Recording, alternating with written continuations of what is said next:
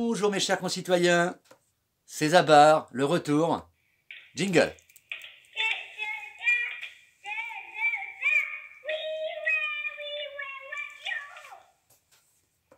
Bon, alors, bonjour mes chers concitoyens, ça faisait longtemps que je ne vous ai pas vu.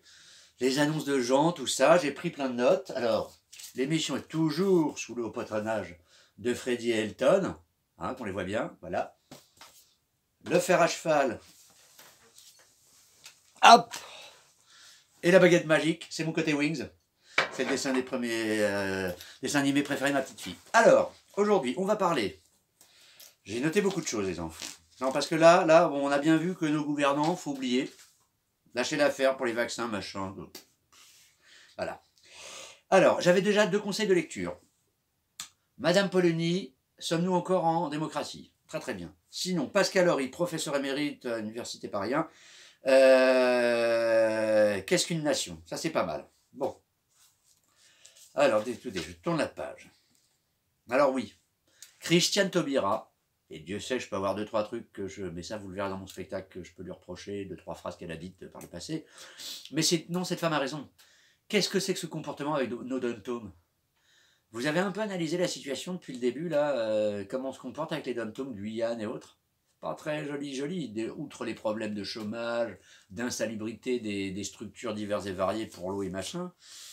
Moi, je dis, comme dit Monsieur Onfray, sombrons la décadence, mais avec du panache quand même. Hein? Voilà. Bon, alors ça, c'est à voir, Emmanuel. Emmanuel, il y a du boulot. Bon.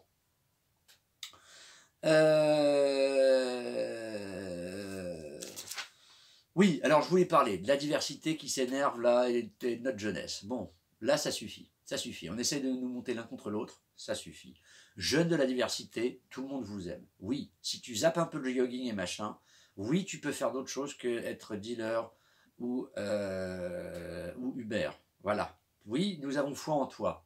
Nous, la population française, tes concitoyens, n'est-ce pas?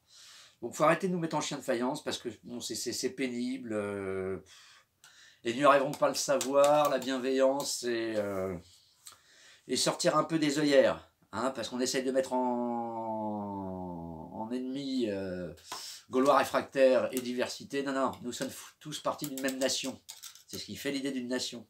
Et je rappelle, allez demander aux Polacs et aux Rital quand ils sont arrivés dans ce pays et aux Espagnols comment ils ont été reçus. Eux aussi s'en sont pris plein la gueule. Sale Rital, il y avait des ratonnades sur les Rital, sur les Polacs, sur machin. Bon, mes amis, vous empêcherez pas qu'il y ait 2-3 énervés stupides, racistes, bêtes, méchants dans le monde. Voilà, c'est comme là, en un siècle, on veut changer la face du monde avec les nouvelles technologies en disant c'est génial, on a le droit de tout faire, oui. Vous allez voir quand ça va nous retomber la gueule. Donc ça, c'était un petit truc, j'en ai marre que tout le monde s'énerve et se tape dessus. C'est pas comme ça qu'on y arrivera. Il faut repenser collectif, les gens. Collectif. J'ai pas dit communiste.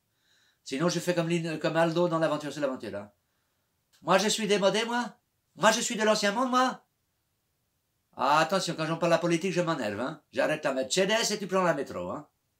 Bon, à vous de revoir dans quel film c'était. C'est un petit quiz. Sinon, les vaccins AstraZeneca, c'est pas bon, c'est bon, c'est pas bon, c'est plus bon. On va être bien content d'avoir le Sputnik V. Hein, et je rappelle que le magazine The Lancet, magazine médical américain, le top du top, a dit quand même que le vaccin russe était très très bien. Il n'y a que des journaleux qui sont directeurs de journaux et comédiens avec une écharpe rouge qui se permettent encore de dire qu'on n'est pas très sûr du vaccin russe. Ça, c'est du bashing Poutine lambda, parce qu'il prouve que ce monsieur est stupide. Mais je ne demanderai pas de vouloir pas avoir un procès.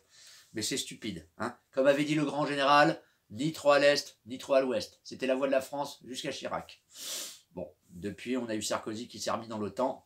On est allé niquer Kadhafi et on court après les États-Unis. Vous allez voir quand ça va nous tomber sur le coin de la gueule. Bon, mais ça, c'est autre chose. Ça, je vous l'ai dit.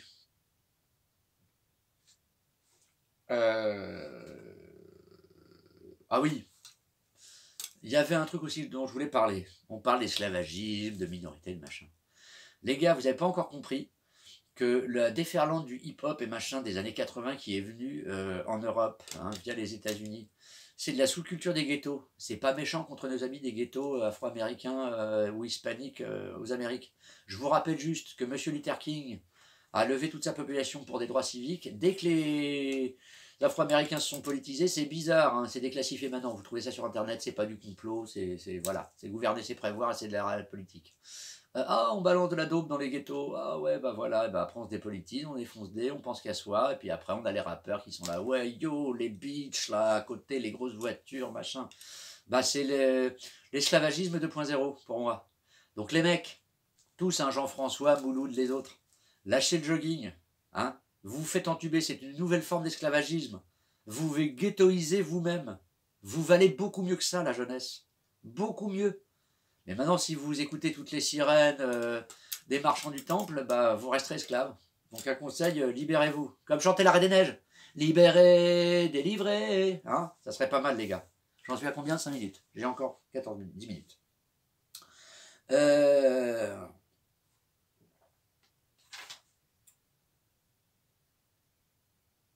Alors voilà, oui. Pourquoi je me permets de vous dire ça aussi? Mon expérience marocaine. Quand je vivais au Maroc, déjà moi, je vivais selon les us et coutumes du pays. J'étais un invité au Maroc. Donc quand je vivais en Médina, je me comportais pas comme beaucoup d'Européens, en se foutant comme une guigne des us et coutumes du pays.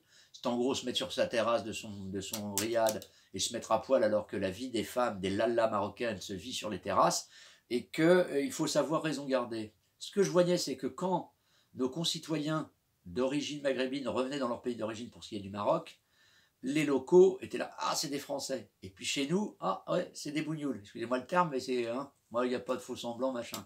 Et ben non, pour moi, ce sont des gamins paumés qui, dans leur pays d'origine, n'ayant plus aucun contact ou un contact estival, n'ont plus les valeurs de leur pays d'origine, ou les mauvaises, parce que oui, on peut tous avoir des bons et des mauvais côtés, et ici, on ne veut pas les intégrer. Et ben c'est pas comme ça qu'on va y arriver, hein, à la paix. Hein, parce que je vous rappelle qu'après la vague, là tu vois le tsunami, c'est comme chez nos copains en Indonésie là. La vague elle est là, là, hop, ça c'est le sanitaire. Il y a le recul. Puis l'économique va revenir. Donc si nous ne faisons pas nation, et si nous ne sommes pas plus intelligents que nos gouvernants, ça risque d'être compliqué. Alors oui, le communautarisme, machin, voilà. Je parle d'un truc de base qui vient du fond des âges, en tout cas de l'Empire romain. À Rome, comme chez les Romains, c'est con comme adage, ça peut paraître raciste, mais non. Moi, je suis ouvert à tout. La France a toujours été une terre d'accueil, depuis la nuit des temps. C'est ce qui fait sa richesse. Mais elle a certaines us et coutumes. Voilà, bah écoute, si t'aimes le projet français, welcome. Si tu l'aimes pas, il y a 200 pays dans le monde. C'est pas méchant, c'est pas va-t'en. Si ça ne te plaît pas, bah n'essaye pas de nous changer nous. Va dans le pays où ça te plaît. N'est-ce pas? Enfin bon. C'est juste, il faut être logique. Si tu veux vivre comme ça, mais tous, hein, je parle là, parce qu'on va me dire après, il parle des musulmans. Non, je parle de tout le monde. Tous ceux qui ne sont pas contents en France, blanc, marron, noir, vert, machin, qui n'aiment pas nos us et coutumes, bah, choisissez un pays où il y a les us et coutumes qui vous plaisent. Ça sera vachement plus simple. Plutôt que s'énerver pour rien. Hein? Merci. Alors, la Syrie.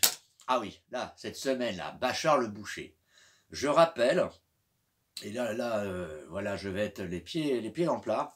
Moi, l'humanisme, sac de riz de Kouchner et BHL, où on vient avec le sac de riz, mais derrière, il y a toutes les multinationales pour venir niquer le pays, lui prendre ses matières premières. J'en ai marre de ce côté faux cul, d'humanisme à la con, là, voilà. Déjà, qui sommes-nous pour aller dire à certains pays, tu dois vivre comme ça et c'est pas bien ce que tu fais?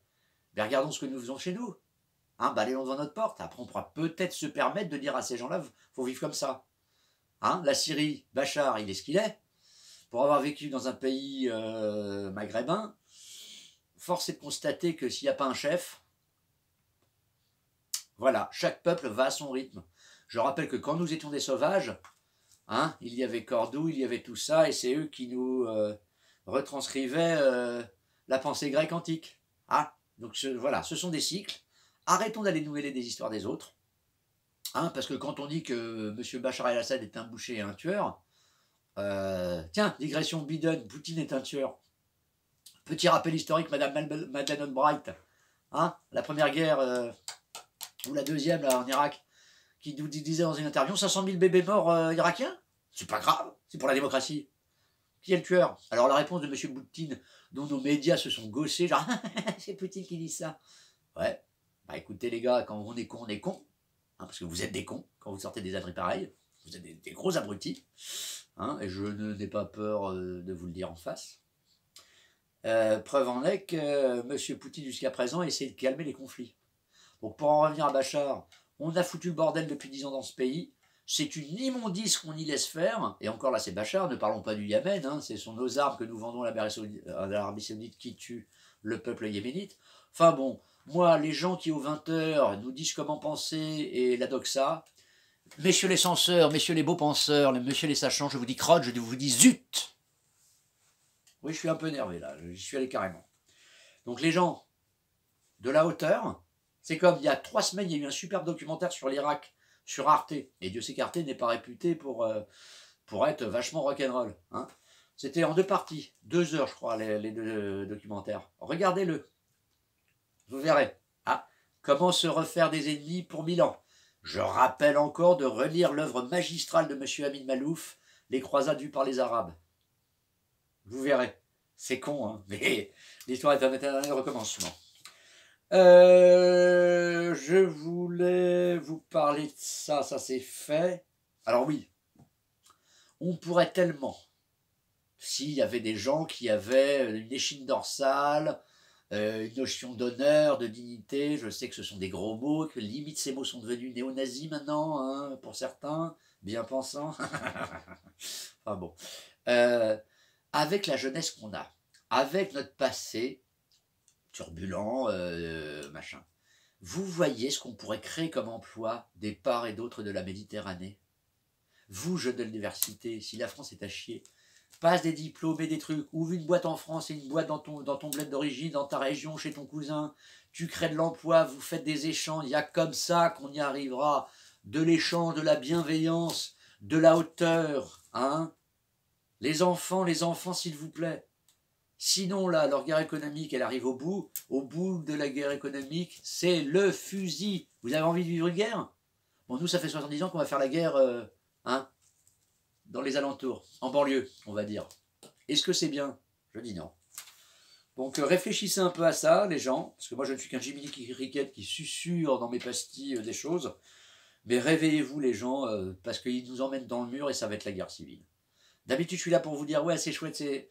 Mais là, je crains qu'avec les branques, les pieds nickelés qui nous dirigent, que ce soit ou d'autres, hein, si ça ne vient pas de la population, et oui, il faut redevenir citoyen. Citoyen, c'est pas quand on te siffle, à telle date, allez foutre ton bulletin dans l'urne. C'est tous les jours, je m'occupe de mes voisins. Bon, on arrive à la première vidéo, j'en suis à 13 minutes, je coupe et j'en refais une autre. J'arrive, la suite.